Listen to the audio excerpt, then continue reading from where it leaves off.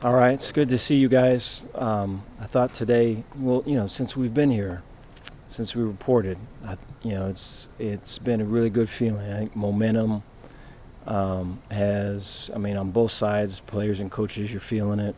I think you see attention to detail. I think the enthusiasm of all of it when you're starting off for sure is going to be there. But it's mixed. It's mixed in with maybe some wisdom, some expectation, and then we're awfully grateful that there's some high standard in there too, and so it's been a good mix that way, and so meetings have gone really good, and then practice was really good.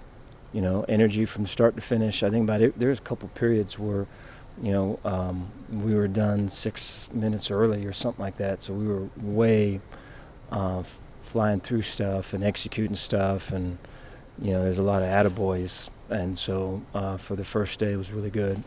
But I thought, we talk about like running into a storm, and we look at this, the road games that are coming up, and the game of random events and game of setbacks and just all of it. So our ability to take advantage of those things when they happen in practice is going to give us a chance when the storms hit in the season on the road. And so with that, take any questions you guys got. Dave, can you sense anything different coming in as Big 12 favorites, defending Big 12 champs compared to last year when you guys were underdogs? No, I wouldn't see anything. I appreciate the question. I wouldn't see anything really, kind of cornered in something like that. I would see it more of there is an expectation of the work ethic, that's required. The work ethic has to exceed the expectations, and then I think there's a really good sense of paying attention to the little things and how the little things drive the big things. And I think, last year was good education in that. But, the thing about that, is that you and I and everyone else, we can understand that. It's another thing to have to do that, especially when you don't feel like it particularly, or, you're tired or you're hungry or whatever it is. And so their ability to start this thing off kind of attacking that piece, the showing rather than the telling, has been good. You mentioned the energy is really high coming into fall camp always. How do you carry that over going off into the season? Because obviously that might tick down a little bit as the season goes on. Yeah, no, appreciate that. I think the opportunity to really hit on themes. So I think fall camp-wise is to, how we define competition, right? How we define,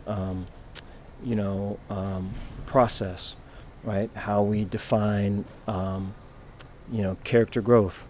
All of those things. Spend a lot of time on that, and then really try to build to tie in circumstances and the illustrations that either we go through or we watch on TV games or whatever it is, to kind of magnify those things and really kind of show them as being real. And because it's almost like you're looking at it with an eye that you didn't know you had. And so I think that's way important to do. But then I think, in terms of the energy and everything that they've got, is to try to tie those things into processes and routines. We talked a lot about like goals, and so there was a verse in the Bible where like new wine into old wineskins, how that doesn't work, how the new wine's got to be into new wineskins. And so the wine being the ideas, for coaches it's new plays for sure, right? It's summertime and we got this play and we got that play, and it's so cool to talk about new wine, I guess. And then for players, it's I'm going to be the new me, I'm going to be this, I'm going to be that. And so those, so the new wine into old wineskins, the wineskins in this case would be the habits, the systems, the routines, And so new wine into old wineskins doesn't work. And so you've got to have new routines, new systems, new process. And so we talk a lot about that. And so all of that is really whatever is hard to do, let's do that. Whatever is easy to do, let's avoid that. We can see some new wines or new wine plays.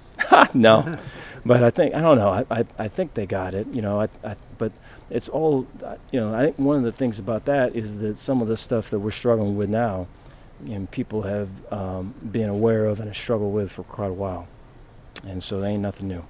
How far ahead do you guys feel on day one from a year ago, knowing who your quarterback is today versus the competition just starting today a year ago? Yeah, that's a good question. I think there is a different feel. I think that tied into that is all the work that the guys have done in the summertime, and they're throwing on their own quite a bit, and I think that is that's a kind of an advantage of knowing who the guy is. Is the summer you're freed up to do all of that, and so there's just guys that on this particular route with this particular leverage, I'm looking at you, and there's all types of games within the games that were showing up today, which I think is pretty cool. So I think there is a difference. It's a good feeling. Have you laid out kind of the expectations for Blake now that he's earned that job, what you want to see him do to grow through camp? Yeah, I want him to be himself and to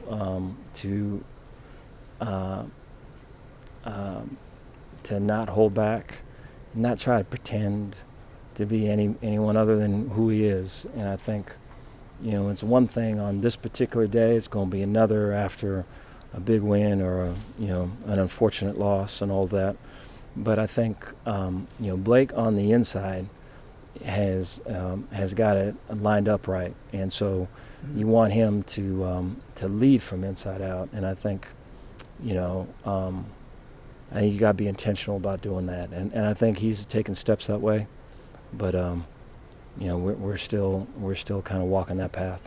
Dave, because of lack of experience, running back and receiver might be a question mark. Mm-hmm. How do you feel about those rooms, I guess? No, I appreciate the question. I think today's a good example. I mean, they're competing. We may have some guys that were over 20 miles per hour today. I'd be shocked if we didn't, from those two groups. And so, they're going, man. They're hustling, and they're fighting, and they're scraping, and all that. So you love, that they're hungry. You love that they're not holding back. You love that they're putting everything out there. And so when it's like that, that is contagious to the other position groups, and they see it. And then if the receivers on offense get going, that only gets the defense going. So if you take a timeout from today and take a step back and perspective really wide, I can understand it. And I think that's really not going to get answered until you start playing some games. But the best way to be effective in those games is stack some days like we had today. And so we'll see. Dave, specifically replacing those defensive guys, you're in an interesting spot where you want to give all those guys competing for those spots, weak side linebacker, star, et cetera, the best chance to win the job. Mm-hmm. But who you pick for that job is going to affect the scheme of the defense and who Mm-hmm. else you might play at the other spots. So Mm-hmm. how do you go about giving the opportunity for competition with also deciding the identity of who you want your defense to be? Yeah, I think we try to say yes to everybody, and and not close the door on any guys, and really be able to see things that could be looked at as disadvantages in a guy, right? Those can be really, really strong advantages. As at LSU, there was a safety, Jacoby Stevens, and Jacoby was probably 230 pounds at safety and looked at times like a linebacker back there. And so, his strength was near the line of scrimmage, and it just ended up becoming where we played him there. And he played kind of the star position, and we really kind of featured him, and there's a lot of success that came from it. And that's hard to do because we had Grant Delpit on the same team. And so that's just an example. There's a whole bunch of them. And so to say yes to guys and to not, pick and choose, and to not have your mind made up, and not just look for what you want to see, but to be wide open with stuff and then give them, the love and opportunity they deserve, and then it'll. My experience is it'll work its way out to where you'll find spots for them, and they'll emerge through it. Dave, Baylor announced an NIL partnership last week. Mhm. Do you feel like that's going to be beneficial to your program? I think it will. I think it's a good thing that that guys have opportunities to make money and to on the other side. I mean, there's making money, but there's also managing your money, and it's just all the things that my wife still helps me with now. And so I think for them, it's really a good opportunity, and I'm excited about what the future holds, and I think it's really bright. And I know our guys are excited about it. Dave, I was looking at the roster earlier, and you lost a lot of your single-digit guys, so to Mhm. speak. Is that something that will, you plan on having a competition of some sort, a leadership position? If you have a number, like how do you go about? How do you want to do that? Yeah, I think we've got some guys that are young guys that for sure want those things, and I think there's a lot of kind of how they go about their daily, how the academics is going to turn out for them. I think all that, the single digit guy to me would be somebody that plays, someone that is knocking out school, and someone is a strong character example. And so he's it in all the categories. And so there's guys that want it that are still growing in certain spots, and so they get to that spot where it's a thing where you, I, and everyone else knows they're there, then they'll get it. And so I think, I know it was a thing before. I think the way I would look at it now would be an opportunity to really kind of reward guys for kind of maturing and doing stuff the right way. And so I'm hopeful that the guys that want it continue on their trend. Compared to spring, summer, is there an extra sense of urgency to practice and to getting things done now with the season so close around the corner? I don't know. I would. I mean, I think there. We looked at a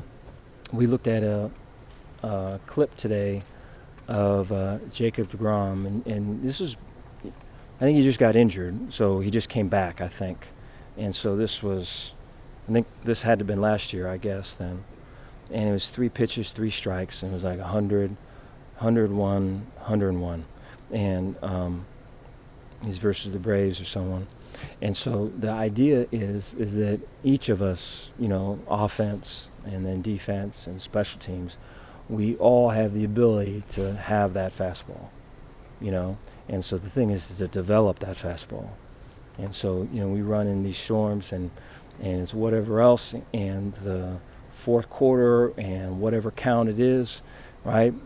I know I'm going to throw a fastball. I'm going to throw a fastball. Everyone else knows I'm going to throw a fastball. And I can still throw it for a strike. And so, that would be a great identity. And so that just takes day after day after day, So we're just at the start of that, really. Couldn't come up with a Dodgers player. I know.